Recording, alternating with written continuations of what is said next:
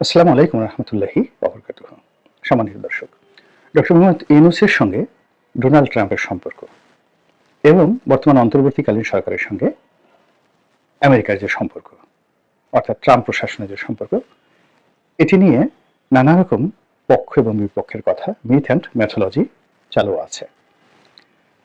বাংলাদেশের সবাই আমরা জানি যে ডক্টর মোহাম্মদ ইউনূসের সঙ্গে ডেমোক্র্যাটদের একটা ভালো সম্পর্ক ছিল, বিশেষ করে হিলারি ক্লিন্টন এবং বিল ক্লিন্টন, এবং সেই সুবাদে বারাক ওবামার সঙ্গে তার একটা সহানুভূতিশীল সম্পর্ক ছিল, কিন্তু পারিবারিক সম্পর্কটা মূলত ক্লিন্টনের সঙ্গে এবং বিল ক্লিন্টনের সঙ্গে। আমেরিকাতে এটা নিয়ে প্রচুর আলোচনা হয়, অনেক বদনামও আছে যে বিল ক্লিন্টনের যে ফাউন্ডেশন রয়েছে, ক্লিন্টন ফাউন্ডেশন, এই ক্লিন্টন ফাউন্ডেশনে ডক্টর মোহাম্মদ ইউনূস বড় অঙ্কের টাকা ডোনেট করেছেন। দ্বিতীয়ত, বিগত যে হিলারি ক্লিন্টনের সাথে ডোনাল্ড ট্রাম্পের যে নির্বাচন হলো, সেই নির্বাচনে তিনি অর্থের সংস্থান করেছেন, অর্থাৎ হিলারি ক্লিন্টনের নির্বাচনী ফান্ডে তিনি বড় অঙ্কের টাকা দিয়েছেন, এবং এটা নিয়ে খোদ আমেরিকাতে ডোনাল্ড ট্রাম্প পর্যায়ের লোকজন কথাবার্তা বলেছেন। কাজেই ডোনাল্ড ট্রাম্পের মতো একজন জেদি মানুষ, রাগী মানুষ, একরোখা মানুষ, তিনি যদি ক্ষমতা আসেন, ডক্টর মোহাম্মদ ইউনূসকে তিনি তছনছ করে ছেড়ে দেবেন। এই যে একটা গল্প, ম্যাথোলজি, এটা পুরো নির্বাচনের সময়টিতে চালু ছিল। এক। দুই নম্বর হলো যে বাংলাদেশে যেমন ডক্টর ইউনূসের ব্যবসা রয়েছে, বাণিজ্য রয়েছে, তেমনি ইউরোপ এবং আমেরিকাতে তার গ্রামীণ ব্যাংকের অনেক কার্যক্রম সেখানে রয়েছে, সেখানে তার ইনভেস্টমেন্ট আছে, এবং ওই সকল কর্মকাণ্ডের সঙ্গে হিলারি ক্লিন্টন এবং বিল ক্লিন্টনের পরিবার ব্যবসায়িকভাবে জড়িত বলে আমরা বিভিন্ন মাধ্যমে জানতে পেরেছি। যারা ডক্টর মোহাম্মদ ইউনূসকে পছন্দ করেন না, তারা বলার চেষ্টা করেছেন যে ডক্টর মোহাম্মদ ইউনূসের এই সকল কর্মকাণ্ড, বিশেষ করে আমেরিকাতে তার যে ইকোনমিক যে ডিলিংস, এগুলো নিয়ে ডোনাল্ড ট্রাম্প সরকার তারা সেখানে তদন্ত করবে, এবং যখনই কোনো একটা রাষ্ট্রশক্তি যে কোনো লোকের বিরুদ্ধে, দেশ হোক দেশের বাইরে হোক, তার অর্থনৈতিক বিষয়াদি নিয়ে তদন্ত করে, সেখানে কিছু না কিছু বের হয়ে আসে। আমরা সত্যিকার অর্থে একেবারে সরকারি কাগজপত্র, ব্যাংক ব্যালেন্স এবং ব্যবসা বাণিজ্য, তিনটার যে একত্র মানে একেবারে নিখুঁত যে অডিট, এটি আসলে সম্ভব হয় না। কাজেই আপনি যদি কাউকে নাস্তা নাবুদ করতে চান, নাজেহাল করতে চান, যে কোনো মানুষকেই আপনি যে কোনো সময় করতে পারেন। এটা এফবিআই দিয়ে করতে পারেন, ভারতের যে central bureau of investigation CBI দিয়ে করতে পারেন, বাংলাদেশের দুর্নীতি দমন কমিশন সিআইডি এনবিআর দিয়ে করতে পারেন, যে কোনো মানুষকে অপদস্থ করতে পারেন যে তোমার এই শার্টটা তুমি কিনেছো $30 দিয়ে, কিন্তু তুমি তো এই $30 যে শার্ট কেনার যে ভাউচার, এটি আয়কর ফাইলে জমা দাওনি। তা আমাদের এই জীবনে এরকম ছোটখাটো বিষয়, আপনি ধরুন একদিন দুপুরে খাবার খেয়েছেন, ক্রেডিট কার্ড দিয়ে বিল দিয়েছেন 5,000 টাকা, তো এখন সেই ক্রেডিট কার্ড দিয়ে যে 5,000 টাকার বিল দিয়েছেন, সেটা আপনার আয়কর নথিতে আপনি উল্লেখ করেননি। আপনার সবকিছু অ্যাকাউন্ট দিয়েছেন, কিন্তু এই কাজগুলো করেননি। কিংবা আপনার বাসায় একটা নতুন সোফা সেট আছে, সেটি আপনি আয়কর ফাইলে দেখাননি, এবং এটা নিয়ে দেখা গেল আয়কর বিভাগ আপনাকে গলা চেপে ধরলো। এটা সারা দুনিয়াতেই সম্ভব, এবং যখন রাষ্ট্রশক্তি কাউকে অপদস্থ করতে চায়, তারা এই কাজটি করে। তো সেই অর্থে ডোনাল্ড ট্রাম্পকে যেভাবে মিস্টার জো বাইডেন নানাভাবে অপদস্থ করার চেষ্টা করেছেন, তাকে গ্রেপ্তার করেছেন, কারাগারে পাঠিয়েছেন, অপমান করেছেন, তার বাড়িঘর তল্লাশি করেছেন, তার ব্যবসা বাণিজ্য তছনছ করেছেন, এবং তার অনেকগুলো কোম্পানি আমেরিকাতে রীতিমতো দেউলিয়া হয়ে গেছে। তো সেখানে মিস্টার ট্রাম্প তিনি ছেড়ে দেবেন না, সহজে ছেড়ে দেবেন। এবং ডক্টর মোহাম্মদ ইউনূস, এই যে তার যে বাংলাদেশের দুর্ভোগ এবং দুর্দশা, এটা কিন্তু শেখ হাসিনার কারণে হয়নি। এটি নরওয়ের একটি টেলিভিশন, অর্থাৎ যে নরওয়ে সরকার তাকে নোবেল পুরস্কার দিয়েছে। আপনারা জানেন যে নরওয়ের যে পার্লামেন্ট, সেখান থেকে নোবেল কমিটি, অর্থাৎ যে নরওয়েজিয়ান সরকার তাকে নোবেল পুরস্কার দিল, এবং ডেনমার্ক, নরওয়ে, ফিনল্যান্ড এবং যেগুলোকে স্ক্যান্ডিনেভিয়ান কান্ট্রি বলা হয়, তো এই দেশগুলো সরকারগুলো পরস্পরকে সহযোগিতা করে একসাথে কাজ করে, সুইডেন সহ। তো এখানে মূলত একটি টেলিভিশনের যে রিপোর্ট, অর্থাৎ গ্রামীণ ব্যাংকের যে মূল কোম্পানি, নরওয়ের কোম্পানি, সেই নরওয়ের কোম্পানি টেলিনর, তো টেলিনরের সঙ্গে ডক্টর মোহাম্মদ ইউনূসের যে ব্যবসায়িক সম্পর্ক এবং লেনাদেনা, সেই লেনাদেনার একটা ইররেগুলারিটিস নিয়ে সেখানকার একটি টেলিভিশন একটি প্রতিবেদন প্রকাশ করে। এখানে বাংলাদেশ সরকারের কোনো হাত ছিল না, এবং ওটাকে, যেমন ধরেন আমাদের শেখ হাসিনা, তো তিনি কি করলেন, জাস্টিস খায়রুল হক তিনি একটা রায় দিলেন, যে রায়টা প্রাথমিক অর্থে প্রথম দিকে যখন তিনি রায় দিলেন, সেই রায়ে তার কিছু মন্তব্য ছিল যে তত্ত্বাবধায়ক সরকার আসলে মূল সংবিধানের সাথে কন্ট্রাডিক্ট করে। এটা সত্য কথা, কিন্তু বাংলাদেশের বাস্তবতায় তত্ত্বাবধায়ক সরকার দরকার এবং আরো দুটো নির্বাচন তত্ত্বাবধায়ক সরকার অধীনে করা উচিত, এই কথাটাও তিনি বলেছিলেন। কিন্তু সেটা বাদ দিয়ে সংবিধানের সাথে কন্ট্রাডিক্ট করে এটাকে গ্রহণ করে রীতিমতো তোলপাড় করে দিলেন, সর্বনাশ করে দিলেন। তেমনি নরওয়ে সরকারের যে প্রতিবেদন, সেখানকার টেলিভিশনের যে রিপোর্ট এবং টেলিনরের সঙ্গে গ্রামীণ ফোনের, গ্রামীণ ব্যাংকের যে দূরত্ব, এইগুলোকে ম্যাট্রোলাইজ করে তার সঙ্গে সঙ্গে দীপুমণি, ডক্টর দীপুমণি এবং তার স্বামীর সঙ্গে তার যে ব্যবসায়িক লেনদেন, এবং একই সঙ্গে গ্রামীণ ব্যাংক থেকে যারা বিভিন্ন সময় ডক্টর ইউনূস দ্বারা ক্ষতিগ্রস্ত হয়েছেন, গ্রামীণ টেলিকম দ্বারা ক্ষতিগ্রস্ত হয়েছেন, এবং ডক্টর মোহাম্মদ ইউনূসের যে সকল প্রতিপক্ষ রয়েছে সবাই গিয়ে দেখা গেল শেখ হাসিনার জমানাতে ডিজিএফআই, এনএসআই তাদের সাথে যোগাযোগ করে এমনভাবে পুরো পরিস্থিতি তৈরি করলো যেটা শেখ হাসিনা বনাম ডক্টর মোহাম্মদ ইউনূসের মধ্যে একটা বিরাট গুরুত্ব তৈরি করে ফেললো। তো এই পরিণতিতে দেখেন শেখ হাসিনার কি হলো, ডক্টর মোহাম্মদ ইউনূসের কি হলো। আবার এখন ডোনাল্ড ট্রাম্পের সঙ্গে আমেরিকাতে ডেমোক্র্যাটদের ঝামেলা হবে, আবার ডেমোক্র্যাটদের যারা বন্ধু বাংলাদেশে ছিল তাদেরও ঝামেলা হবে, এবং সেই অর্থে ডক্টর মোহাম্মদ ইউনূসের সঙ্গেও ঝামেলা হবে। এবং এটা নিয়ে আমরা দীর্ঘদিন আমাদের দেশে যারা ইউনূস বিরোধী তারা কিন্তু বক্তব্য দিয়ে আসছেন, এবং এটি ডক্টর মোহাম্মদ ইউনূস এবং তার যারা লোকজন রয়েছেন তাদেরকে যথেষ্ট ভয় দেখিয়েছে, আতঙ্ক সৃষ্টি করেছে।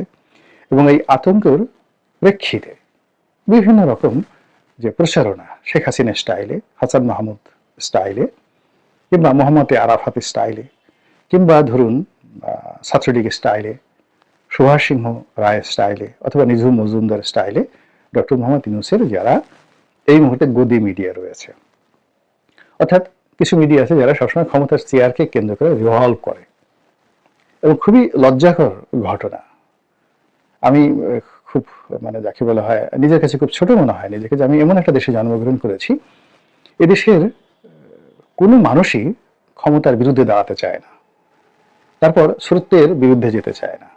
তারা সকালে যে কথাটা বলেছে সেই কথাটা তারা জানে যে মিথ্যা কথা বলেছে, কিন্তু বিকালবেলা কিয়ামত হয়ে যাবে, একেবারে আজরাইল এসে তার গলা টিপে ধরেছে, তারপর সে স্বীকার করবে না যে আমার ভুল হয়েছে, বা তার কথা পরিবর্তন করবে না, আমি বাঘের বাচ্চা, আমি যে কথা বলেছি সেটার উপরে স্থির থাকবই। এইরকম আর কি সুবিধাবাদী যারা লোকজন রয়েছে। তো এই সুবিধাবাদী লোকজনদের মধ্যে যারা মিডিয়া চালায়, ভারতে যেগুলোকে গদি মিডিয়া বলা হয়, বাংলাদেশে এগুলো এখন ইউনূস মিডিয়া হয়ে গেছে। তো সেই ইউনূস মিডিয়ার যারা লোকজন রয়েছেন তারা সামাজিক মাধ্যমে, তারপরে গণমাধ্যমে, তারপরে পত্রপত্রিকাতে বিভিন্ন লেখা লিখে যে জিনিসগুলো প্রচার করার চেষ্টা করছে সেটা হলো ডক্টর মোহাম্মদ ইউনূসের সঙ্গে ডোনাল্ড ট্রাম্পের একটা সমঝোতা হয়ে গেছে, তাদের একটা বন্ধুত্ব হয়ে গেছে। এবং সেই বন্ধুত্বের নমুনা হিসেবে কয়েকদিন আগে আমরা দেখলাম যে মহাকালের এই যাবৎকালে বাংলাদেশের যত বৈদেশিক চুক্তি হয়েছে, এই সবচেয়ে বড় বৈদেশিক চুক্তিটি হয়েছে আমেরিকার সঙ্গে বাংলাদেশের ট্রাম্প প্রশাসনের সঙ্গে। কি হলো, সেখানকার একটা তেল কোম্পানির কাছ থেকে আমরা নিরবচ্ছিন্নভাবে তেল গ্যাস পাওয়ার জন্য একটা চুক্তি করেছি। এটা কি হলো, ডোনাল্ড ট্রাম্পের সাথে সম্পর্ক যদি না থাকলে কাজ হতো? এইরকম অথর্ব, এরকম নির্বোধ, এরকম নির্বুদ্ধিতার মতো যে প্রচারণা। মূল ব্যাপার হলো যখনই কোথাও একটা খুব বড় ধরনের কেনাকাটা হয় সেখানে ভীষণ রকম দুর্নীতি থাকে, অনিয়ম থাকে। তো রাতারাতি আপনি আমাদের দেশে যে সকল দুর্নীতি হয়েছে শেখ হাসিনার জমানাতে, তার 90% দুর্নীতি হয়েছে জ্বালানি এবং খনিজ সম্পদ মন্ত্রণালয়ের মাধ্যমে। আপনি এই যে ব্যাংক থেকে টাকা লুট, হরি লুট, এস আলমের দুর্নীতি, তো এইগুলোর সঙ্গে আপনি এগুলো টোটাল দুর্নীতির 10%ও না। অর্থাৎ এস আলম, বেক্সিমকো, স্বামীর গ্রুপ বা ব্যাংক থেকে অন্যান্য যারা টাকা লুট করেছে, ধরেন 2 লক্ষ কোটি টাকা। এখন আপনি 1 বছর যদি 5 বছর ধরে বাংলাদেশে যে পেট্রোলিয়াম আমদানি করা হয়েছে, পার লিটারে যদি 1 সেন্ট করে বা পার লিটার যদি আপনি 2 টাকা করে আপনি চুরি করেন, তাহলে গত 15 বছরে এই পেট্রোলিয়াম আমদানিতে কত টাকা চুরি করেছেন? আচ্ছা, আবার এই পেট্রোলিয়াম ডিস্ট্রিবিউশন, বাংলাদেশের পেট্রোলিয়াম ডিস্ট্রিবিউশন, অর্থাৎ আপনি যাদেরকে পরিবহনের দায়িত্ব দিচ্ছেন, ট্রাক কোম্পানি, লরি কোম্পানি, তারপরে এই বিভিন্ন জাহাজ কোম্পানি, লাইটারিং কোম্পানি, কত হাজার কোটি টাকা দুর্নীতি হয়। এরপরে তেল গ্যাস উত্তোলন, একটা হলো বিদেশ থেকে আপনি কিনবেন, তারপরে এখানে ডিস্ট্রিবিউশন করবেন, বিক্রি করবেন, লাইসেন্স দিবেন, এগুলোতে আপনি টাকা মারবেন, তার সঙ্গে সঙ্গে আবার সিস্টেম লস দেখিয়ে এখান থেকে টাকা চুরি করবেন। গেল তেল গ্যাস। এরপর আপনি বিদ্যুৎ সেক্টর চিন্তা করেন। বিদ্যুৎ সেক্টরের পিডিবি, তারপরে পল্লী বিদ্যুৎ, এগুলোর মালামাল আমদানি করা, এগুলো বিতরণ করা, লাইন স্থাপন করা, গত 15 বছরে কত হাজার কোটি টাকা এখানে বা কত লক্ষ কোটি টাকা এখানে বিনিয়োগ করা হয়েছে। সব জায়গাতে দুর্নীতি আছে। এরপরে যে সকল বিদ্যুৎ প্ল্যান্ট স্থাপন করা হয়েছে সেখানে দুর্নীতি আছে।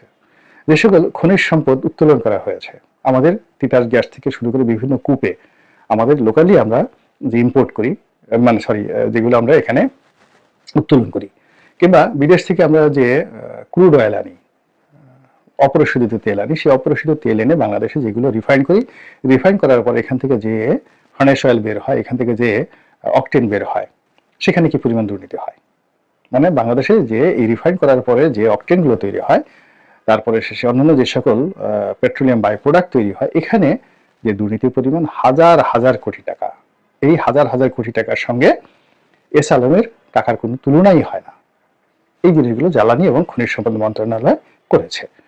তারপরে নতুন কূপ খনন, বিভিন্ন কোম্পানিকে এজারা দেওয়া, বিশাল এখানে লক্ষ লক্ষ কোটি টাকার দুর্নীতি এবং ডিল। ফলে কি হলো, এই সেক্টরের সঙ্গে যারা জড়িত ছিলেন তারা চোখের অন্তরালে, চোখের আড়ালে এক একটা দানব হয়ে তারা এই বাংলাদেশকে শোষণ করেছে।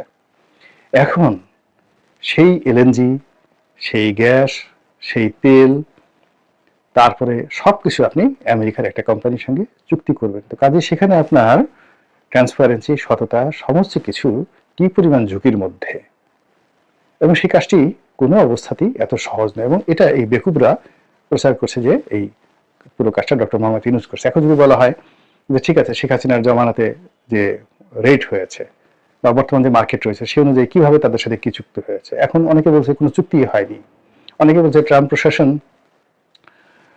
এই বিষয়গুলো জানিই না, অনেকে বলছে যে কোম্পানির নাম দেওয়া হয়েছে, অর্থাৎ সরকারি কোনো কোম্পানি নয়, কিংবা ট্রাম্পের সাথে সম্পর্ক রয়েছে এমন কোনো কোম্পানি নয়, হাওয়াই দ্বীপপুঞ্জে অবস্থিত একটা পেট্রোলিয়াম কোম্পানির নাম এখানে বলা হয়েছে, যে কোম্পানিতে চেক করা হয়েছে সেই কোম্পানি বলছে এই ধরনের কোনো চুক্তি হয়েছে কিনা আমরা জানি না। এখন আপনি কি বলবেন এটা নিয়ে? আবার ডোনাল্ড ট্রাম্প বাংলাদেশে এই যে সাহায্য বন্ধ করে দিয়েছে, সে জেনারেল সব দেশের জন্য একটা নিয়ম করেছে যে মার্কিন যুক্তরাষ্ট্র যে দানগুলো করে, খয়াতগুলো করে, এগুলো তারা বন্ধ করে দেবে। কেবলমাত্র ইসরায়েল এবং মিশর ছাড়া সামরিক বেসামরিক সবগুলো খাতে তারা অল ডোনেশন তারা বন্ধ করে দেবে।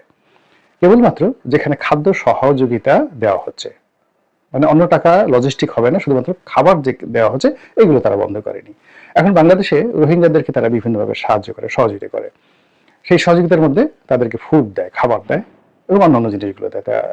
তো এখন যে তারা সিদ্ধান্ত নিয়েছে ইন জেনারেল, সে অনুযায়ী সবগুলো সুযোগ সুবিধা তারা বন্ধ করেছে। ইউএসএড এর মাধ্যমে যা দেওয়া হয় সব বন্ধ, কেবলমাত্র রোহিঙ্গাদেরকে যে খাদ্য সাহায্য দেওয়া হয় কিংবা বাংলাদেশের অন্যান্য সেক্টরে যে খাদ্য সহযোগিতা রয়েছে সেটা তারা চালু রেখেছে, সেটা সব জায়গাতে তারা রেখেছে।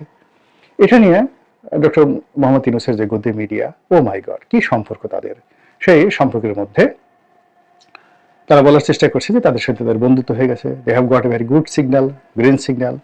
এবং ডক্টর মোহাম্মদ ইউনূস 5 বছরের জন্য থাকবেন, কেউ কেউ বলছেন যে না 2028 সন পর্যন্ত, অর্থাৎ যতদিন ট্রাম্প ক্ষমতায় আছেন 4 বছর, আগামী 4 বছর তিনি নাকে তেল দিয়ে ক্ষমতায় থাকতে পারবেন। তো এই যে গদি মিডিয়ার যে প্রচার এবং প্রোপাগান্ডা, এই প্রচার প্রোপাগান্ডা মূলত সরকারের জন্য বুমেরাং হয়ে যাবে।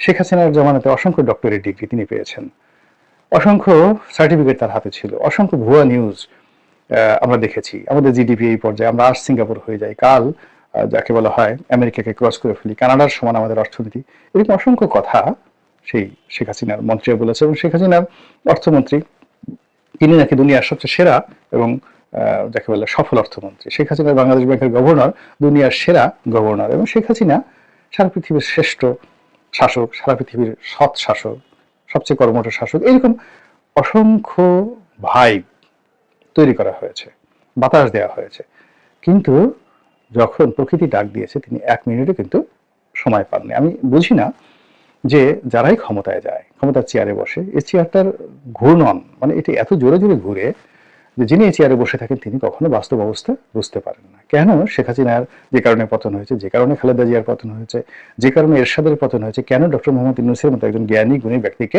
ঠিক সেম কাজটি করতে হবে। কেন তাকে এই যাকে বলা হয় পেটি মিডিয়া ম্যান, গদি মিডিয়ার অনুগত হতে বলে, যারা শেখ হাসিনার এক কাপ চা খাওয়ার জন্য জাস্ট গণভবনে ঢুকেছে এই দৃশ্যটুকু দেখানোর জন্য নিজেদের সবকিছু বিসর্জন দিতে পারে, ইজ্জত আবরু বিসর্জন দিতে পারে, তথ্যমন্ত্রীর সঙ্গে শুইতে পারে, রাত্রি যাপন করতে পারে, সেটা পুরুষ হোক নারী হোক।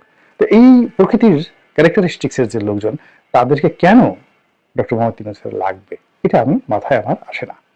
আল্লাহ আমাদের সবাইকে হেদায়েত দান করুন এবং হেফাজত করুন। আসসালামু আলাইকুম ওয়া রাহমাতুল্লাহি ওয়া বারাকাতুহু।